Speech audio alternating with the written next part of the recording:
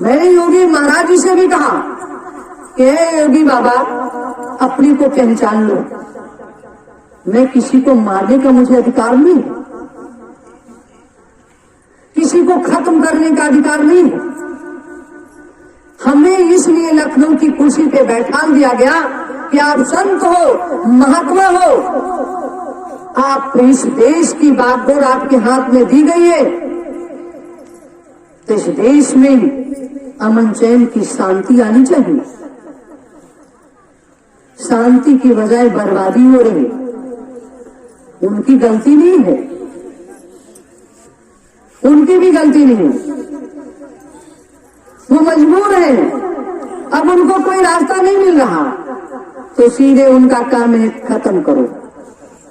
कौन खत्म कर रहा है? ये तो नाम किसका रहा, खत्म कौन कर रहा है ये भी नहीं पता।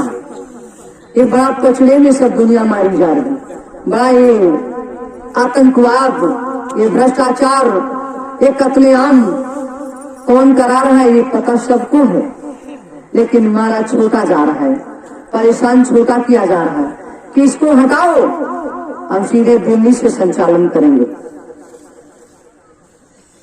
आएगा समय, मैंने मोदी चाचा से भी कहा है कि चाचा जी जैसे नेहरू चाचा ने काम किया,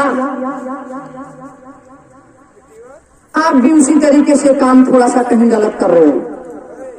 ये तो आज उनका परिवार जो भटक रहा है वो भटकता नहीं, देश और दुनिया उनके साथ होती, उनको आवाज नहीं लगानी पड़ती, क्योंकि आजादी का जो काम था उनके परिवार ने किया था।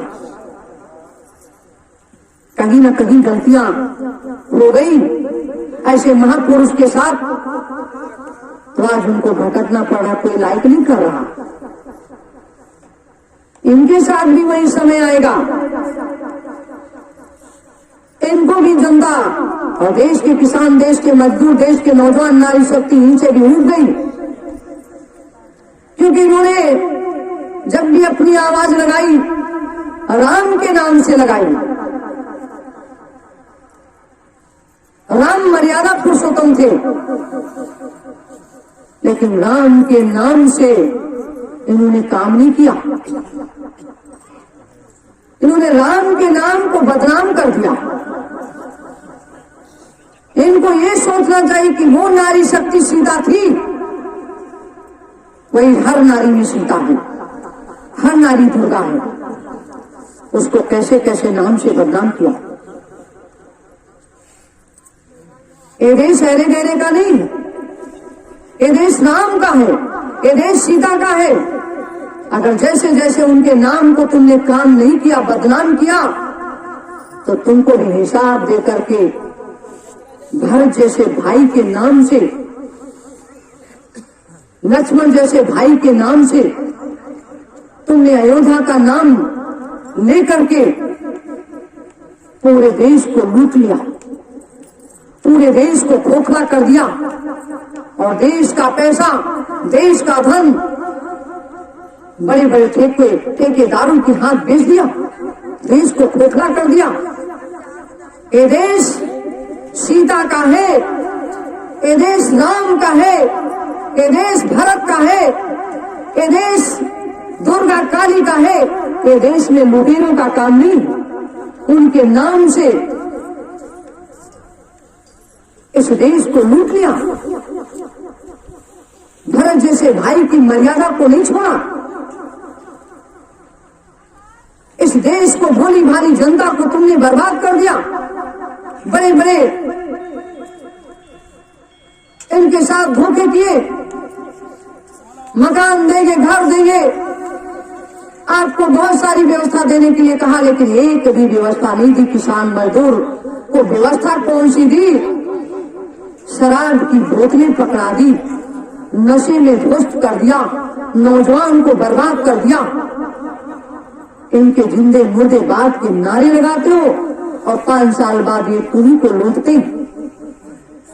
ये झूठ साझ कर करके ये 5 साल लड़ते रहते आपस में। वो सपा की बुराई करते, वो भाजपा की बुराई करते, वो कांग्रेस की बुराई करते, वो मायावती की बुराई करते, लेकिन ये देश की जनता से नहीं पूछते हैं कि तुम्हारे लिए हम आए थे, तुम लोगों ने इतनी मेहनत की, वोट दिया, वोट के बदले तुमको क्या दिया? मैंने वोट के बदले तुमको चोट दिया, गरीबी दी, महंगाई दी, कत्लेआम दिया, भूखमरी दी। 5 किलो राशन में जनता बेकार हो गई, बेघर हो गई, नौजवान फुटपाथ पे आ गया, शिक्षा को बर्बाद कर दिया। आज पूरे देश में हाय हाय हो रही। आज पूरे देश के उत्तर प्रदेश की बात बताएं, जब हम इस राजनीति में नहीं थे, इस राजनीति को जानते नहीं थे, राजनीति होती क्या है, राजनीति है क्या चीज, हमें कुछ नहीं पता था। तब उस समय हमारे योगी दादा गौरक्षा करते थे, बड़ी ठेकेदारी लेते थे गौरक्षा की। तब तो सबके घर में बंधी थी गाय, बड़ी कीमती गाय थी, बड़े बछड़े कीमती थे। जिसके घर में एक बछड़ा गायब हो जाता, रात भर लोग परेशान रहते, भोजन नहीं करते। जिसके घर से एक बछिया छूट जाती, लोग भोजन नहीं करते जब तक वो बछिया मिल नहीं जाती। आज सड़क सड़क गाय बछड़े सब कट रहे हैं। आज गाय के साथ कितना बड़ा खिलवाड़ हो रहा, और यही देवी देवता मानते हैं। यही योगी दादा उस समय चिल्लाते थे कि गाय में 33 करोड़ देवी देवता हैं, गाय हमारी पूजनीय है। हिंदू धर्म, सनातन धर्म को भगवान मानते थे। आज गाय माता क्या गधी हो गई? आज गाय माता वही तो है जो दूध देती है। आज गाय माता के साथ सड़कों सड़कों तक बड़ा अन्याय किया जा रहा है। तारों से कट रही है, ट्रकों से कुचली जा रही है, बसों से धक्का मार करके मारी जा रही। गांव के लोग दिन भर लाठी लिए भगा रहे हैं। उनको कहीं ना बैठने की जगह और न कहीं भोजन की जगह। कहीं छूट गई तो एक बार भूखी है तो आपके गेहूं में घुस गई या आपके धान में घुस गई तो बेचारी खा डाली, मजबूर है पेट से। जिसके घर में गरीबी हो, 10 दिन खाने को ना मिले, वो रोड पे चला जाता, पत्ते चाट करके अपने जीवन को यापन कर लेता। जो कूड़े दान में रोटी पड़ी होती वो भी खा लेता। तो गाय से पूछिए कि दिन भर किसान लाठी लिए दौड़ा रहा, कहाँ खाए और कहाँ बैठे।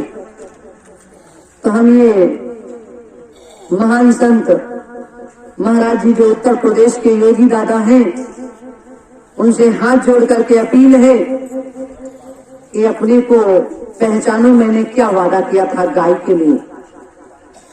आज गाय के लिए आप ठेका लिए थे, लेकिन वो ठेका खत्म करके उत्तर प्रदेश में बड़े बड़े ठेके काहे के खुल रहे हैं? शराब के। बड़ी बड़ी फैक्ट्रियां किस चीज की लग रही? शराब की। अरे किसानों, मजदूरों, नौजवानों, माताओं बहनों, पियो दारू, नशे में ध्वस्त हो जाओ और तुम मेरे वहां चले और 5 किलो राशन में तुम खाओ चाहे मरो। और गाय बेचारी कट रही। हमने इनसे कहा है योगी दादा, एक बात मेरी सुन लो।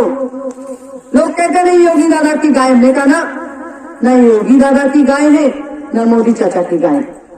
ये गाय तो किसान की है, मजदूर की है, जिन्होंने गाय पाली और छोड़ दी।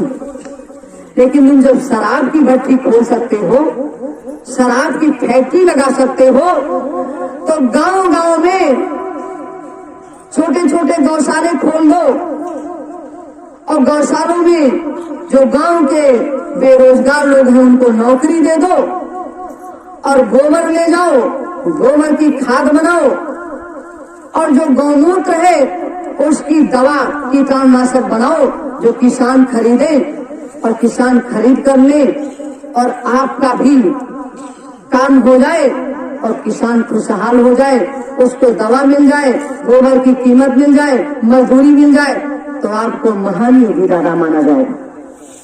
सही है गलत है? लेकिन इन्होंने आज भी नहीं सोचा। इन्होंने शराब की बोतलें, भट्टियां खुलवा दी। मैंने कहा अगर ये भी नहीं करना चाहते हो तो एक काम और कर दो। जब आप शराब की भट्टियां खोल सकते हो, ऐसा कानून बना सकते हो, तो एक कानून और बना दो, किसान और मजदूर को अपने कानून में फंसा लो, सबको एक एक गाय, एक एक सांड, एक एक बछड़ा बंधवा दो। जब बंधवा दोगे तो उसका गोबर खरीद लो, खाद बनाओ, उससे आप गौमूत्र खरीदो, कीटनाशक दवा बनाओ, उससे दूध महंगा खरीदो। आप विदेश से लाते हो, यहाँ किसान से, मजदूर से खरीदो, तो सभी लोग सांड बांध लोगे, गाय बांध लोगे, नहीं बांध लोगे? बांध लोगे ना? आप आवाज लगाओ, कसके बांधोगे? सब लोग हाथ उठाओ, कितने लोग बांधने के लिए तैयार हो? तो जब यहाँ पे आप 500 आदमी बैठे हो, बांध लोगे तो सारे लोग बांध लेंगे, सब खुशहाल हो जाएंगे, किसी को जानवर बचाने की कोई दिक्कत नहीं आएगी।